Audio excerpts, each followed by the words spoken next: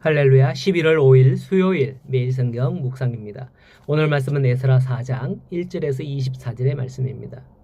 요즘 보면 건설하는 데 있어서 여러 가지 요인으로 공사가 미루어지거나 중단되는 일들이 있죠.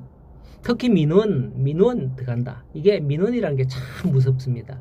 아무 일 없이 시작을 했는데 민원이 들어가서 문제가 되면 그 공사를 허용해 준 관청도 민원인의 손을 들어서 공사를 중단할 수밖에 없고, 원만한 합의가 이루어지지 않으면 언제 재개될지도 모를 때가 있습니다. 오늘 말씀해 보니 바로 그런 상황입니다. 지난 시간에 사마리아에 사는 이들이 유다 지도자들에게 찾아와 우리도 성전 재건에 동참하자라는 식으로 지분을 획득하려고 했지만 실패하자 이제는 이렇게 페르시아의 아닥사스다 왕에게 조서를 올려서 성전 재건을 방해한 거예요. 민원을 넣는 거죠. 이 일에 주동이 된 자들은 사마리아 주재 행정관으로 추정되는 서기관 르훔과 심세였습니다. 왜 이들은 이스라엘 자손을 고소하고 나선 것일까요? 이들은 더구나 그 직책이 정부 관리이기 때문에 무엇보다도 공정해야 할 자들이지만은 11절 이하의 내용을 보면 악의에 찬 내용으로 이스라엘 자손들을 고소한 이유가 무엇일까요? 정말 이스라엘 자손들이 성전과 성벽을 재건하여 페르시아에 반역하려는 의도가 있었기 때문일까요? 그렇지 않습니다.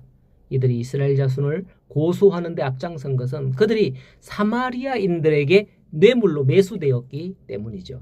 본문에는 없지만 5절에서 보면 관리들에게 뇌물을 주고 매수했다는 사실을 비추어 알 수가 있는 겁니다. 뇌물이라는 것은 필연적으로 자신을 악한 일에 내몰리게 하게 마련입니다. 우리나라에도 과거에 이 뇌물이 없으면 일이 안 되던 그런 시절이 있었잖아요. 그런데 요즘은 굉장히 청렴한 시대가 되었습니다.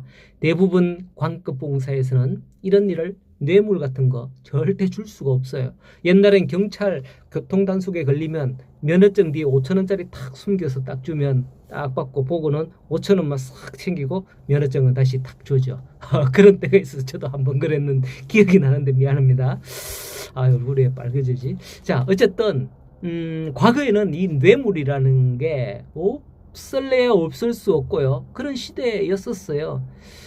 하지만 요즘에는 그렇다가는 바로 그냥 적결심판으로 감옥 갑니다. 요즘에는 이제 그런 분들 없죠. 거의 대부분. 하지만 아직도 일부에서는 뇌물이라기보다는 도리어 대가를 먼저 요구하는, 그걸 뭔가 해서 내가 찾아보니까 공갈, 갈취 뭐 이런 단어더라고요. 공갈이라든가 갈취를 통해서 그것을 먼저 요구하는 그런 행위가 일부 버젓이 벌어지고 있는 그런 일들이 있다고 합니다. 그걸 주지 않으면 어떤 트집을 잡든지 해결을 안 해줘요.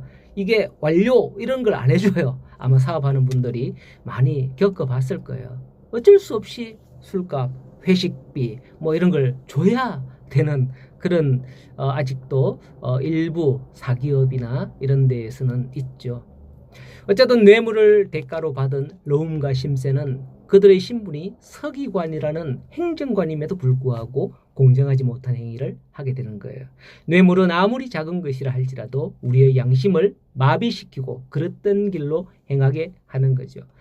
그러나 공갈로 인한 것과는 다르니까 뭐 어쩔 수 없이 줘야 되는 그런 상황에서 주신 분들은 뭐 굳이 그걸 갖고 내가 죄를 지었네 이런 것은 안 해도 안 되겠나, 제 생각에는 그런 생각이 들어요. 자, 양의 탈을 쓴 일이라는 말이 있듯이 악인들은 자신이 선한 것 같이 그렇게 포장을 합니다. 그들은 왕 앞에 아부하며 14절에 우리가 왕의 소금을 먹는다 뭐 이런 말을 하는데요. 요즘 생각에는 뭐 소금이 뭐지? 라고 생각을 하지만은 과거의 소금은 화폐로 쓸 만큼 매우 귀한 것이었습니다. 우리나라 전래동화에 소금 이야기 아시죠? 다 알 거예요. 바닷물이 왜 짜냐? 어떤 욕심꾸러기가 배를 맷돌을 훔쳐가다가 바다로 나가서 맷돌을 소금을 넣고 막 돌리다가 이 맷돌이 멈추지 않아서 배가 가라앉고 지금도 바닷속에는 그 소금 맷돌이 돌아가므로 바닷물이 짜게 되었다. 뭐 그런 대략 그런 전래동화가 있죠. 네, 우리 어릴 때만 하더라도 소금 장수, 소금을 팔러 동네 다니면서 큰 소리로 소금 이러면서 뭐 발음이 잘 안 나오는데 어쨌든 그래 하는 걸 들은 기억이 납니다. 요즘에서야 뭐 금전이라 그러나 소금 금전 뭐 대량 생산을 하잖아요. 과거에는 소금이 그렇게 대량 생산이 되지 않아서 매우 귀한 재료였죠. 그래서 아주 옛날에는 소금의 생산과 관리권은 대개 왕이나 관청에 있었습니다. 여기에 소금을 먹는다는 말은 관리로서의 왕으로부터 녹봉을 먹는다라는 의미로서 그들이 관리다, 관리, 정부, 나라, 관리다라는 걸 더욱더 분명하게 드러내는 그 말이 아닌가 생각이 되어집니다. 요즘 말하면 공무원, 그죠? 내가 왕이 세운 관리니 어찌 그 짓을 아뢰겠습니까? 이런 말이겠죠. 네. 따라서 본문을 액면 그대로 받아들이면 롬과 심세는 페르시아 왕의 신하로서 왕에게 참으로 충성된 자들이라 할 수 있고 왕의 녹봉을 받는 자로서 왕에게 손해가 미치는 것을 알게 될 때에 그것을 막기 위해서 최선을 다하고 있는 중이다 라고 고소장을 지금 쓰고 있는 거예요. 결국 21절에 이제 너희는 명령하여 그 사람들에게 공사를 그치게 하고 그 성을 건축하지 못하게 하고 내가 다시 조서를 내리기를 기다리라 라고 명령하죠. 아닥사스다 왕이 하나님의 선한 도구로 쓰임받았을 때가 에스라 7장 뒤에 보면 나오는데요. 그 7장 11절 이하에 보면 이스라엘의 공동체를 재건하고 부흥시키라 라는 명을 내립니다. 그러나 이와 같은 때에 악한 자들의 모략에 빠졌을 때는 이스라엘 공동체를 허물고 파괴하는 일에 사용되는 걸 볼 수가 있어요. 아닥사스다 왕은 그냥 뭐 조서를 보고 그래 멈춰라 뭐 이렇게 시켰을 뿐인데 말이죠. 그렇습니다. 우리가 사도신경을 가지고 신앙 고백을 하잖아요. 그때에 한 인물이 나옵니다. 본디오 빌라도 아닙니까? 본디오 빌라도. 성경에 보면 그는 본디 그렇게 악한 행위를 주도적으로 했다? 그렇게 생각되지 않아요. 오히려 그는 예수님이 죄가 없다며 풀어주려고 했지만은 제사장들과 군중들이 예수를 십자가에 못 박아라.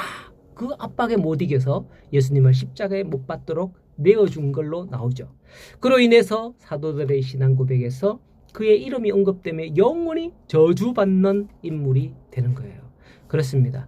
악인들도 악인들이지만은 어느 편에 누구의 편에 서냐 어떻게 쓰임받느냐에 따라서 그 사람의 운명이 달라지는 것이죠. 하나님은 선인과 악인을 동일하게 사용하셔서 하나님의 온전한 뜻을 이루어 가시는 줄 믿으시기 바랍니다. 어제 언급했던 로마서 8장 28절에 하나님은 모든 것을 합력하여 선을 이루는 분이다 라고 했어요. 어떤 분들은 이 모든 일을 우리와 협력하여 뭐 이렇게 해석을 하는데 협력은 아닙니다. 협력이 아니라 합력이에요.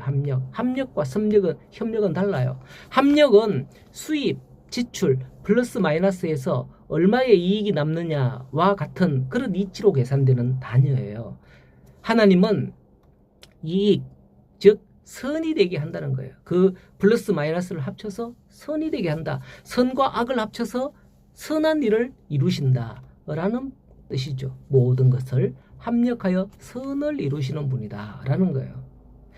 이와 같이 악인들이 득세하는 것 같아도 이후 7장에 가면 다시금 아닥사스다를 통해서 이스라엘의 부흥과 재건의 명령을 내리는 것을 볼 수 있듯이 오늘 우리에게 있어서도 지금은 고난이 닥친다 하더라도 하나님은 반드시 모든 것을 합력하여 선을 이루시는 분이심을 굳게 믿으시기 바랍니다. 오늘도 주의 선한 빛이 우리의 성도님들 인도하시기를 간절히 소원하고 축복합니다.